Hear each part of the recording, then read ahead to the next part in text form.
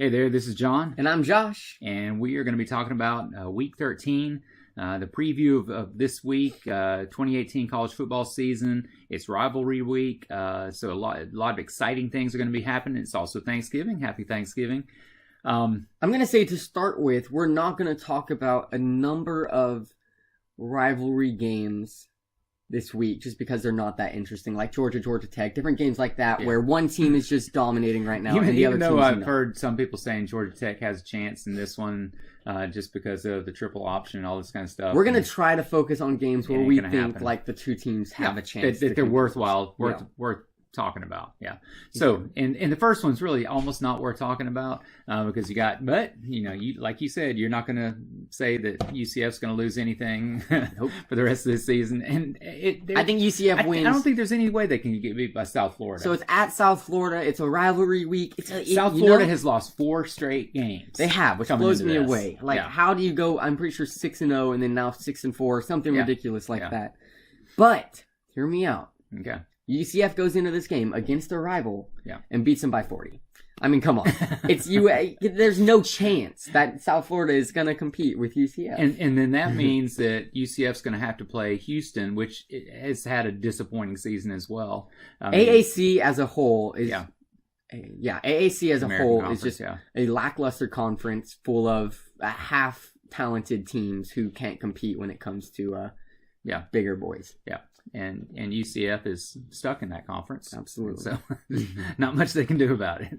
Then we have number 18, Washington, at number 8, Washington State. This is an interesting game. This is exciting because Washington State's in the hunt for the playoffs. They are. Believe it or not, no one would have seen this coming at the beginning of the season. They lost Falk last year. How on earth are they all of a sudden competing in this high of a caliber? Yeah. And I've watched them play, and they dominate on both sides of the ball. They are playing well. I really expect them to be able to beat Washington. I do think they will beat Washington. You never know with Chris Peterson. Great coach. He knows what to do in situations like this. But I do think Washington State is too talented. Yeah.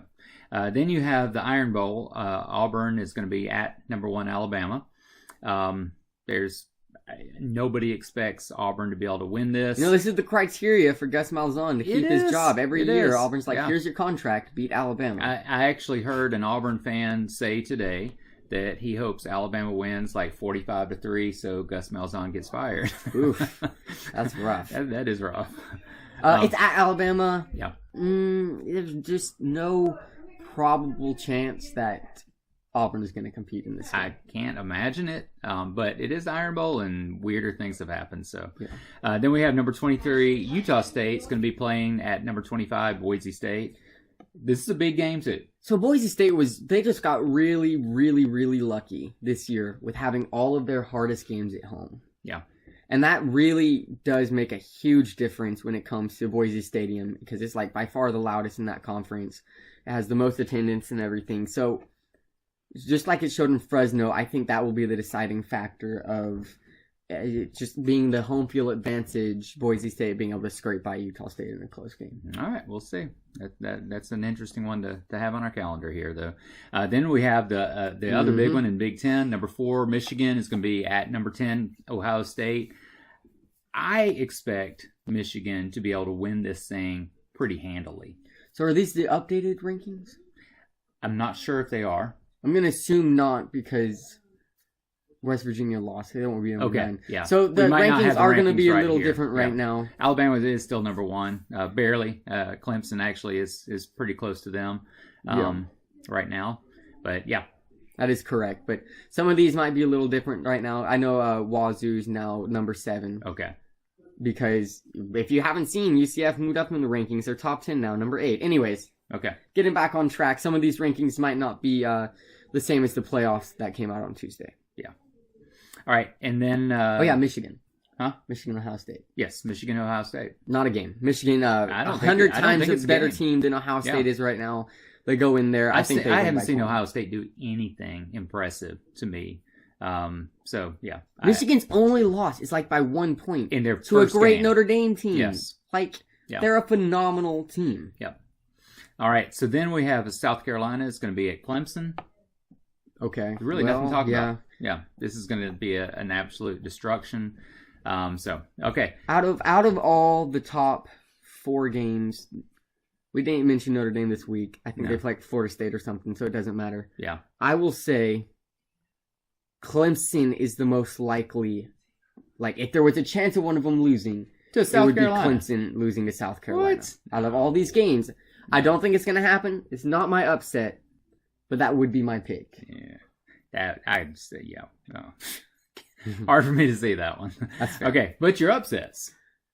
Okay, Texas A&M, I believe, is number 22 right now, and they're going against, like, number 9 LSU, because LSU, they might have just gotten passed by UCF in the rankings. Which doesn't Very make any possible. sense. Maybe not. I don't remember. Can you imagine LSU and UCF playing each other? Yeah.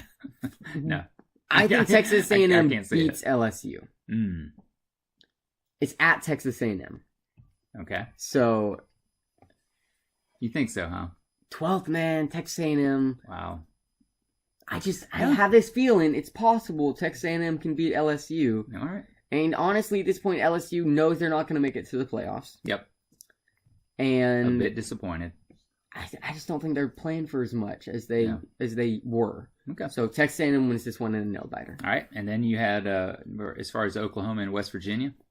So West Virginia just lost to Oklahoma State, They did. who almost beat Oklahoma by 1. Yep. And lost because of a bad throw by the quarterback. I think West Virginia comes back.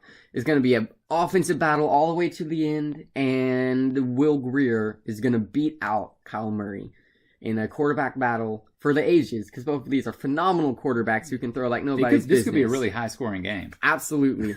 And watch it be like 17-7. That would be like super less fun. hilarious. But West Virginia wins. It's not going to happen, though. Both teams score more than 50 points. All right. There you have it. And this is week 13.